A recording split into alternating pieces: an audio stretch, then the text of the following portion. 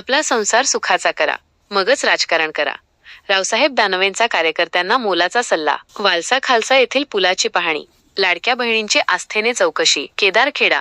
प्रतिनिधी बी.के. धसाळ.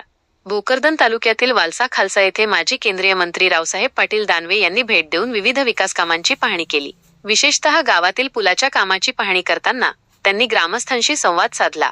यावेळी राजकारणापेक्षा समाजकारण आणि कौटुंबिक जबाबदारी महत्त्वाची असल्याचे सांगत त्यांनी कार्यकर्त्यांसमोर एक नवा आदर्श ठेवला. कार्यकर्त्यांना दिला संसाराचा मंत्र.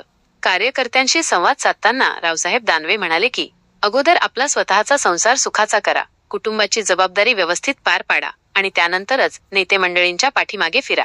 त्यांच्या या रोखठोक आणि आपुलकीच्या सल्ल्याने उपस्थित कार्यकर्त्यांमध्ये एक वेगळाच उत्साह पाहायला मिळाला. गावासोबतचे आपले जुने आणि आपुलकीचे नाते त्यांनी या भेटीतून पुन्हा एकदा अधोरेखित केले. सरकारी योजनांचा घेतला आढावा. केवळ विकास कामेच नव्हे, तर सर्वसामान्यांच्या वैयक्तिक अडचणींकडेही त्यांनी बारकाईने लक्ष दिले.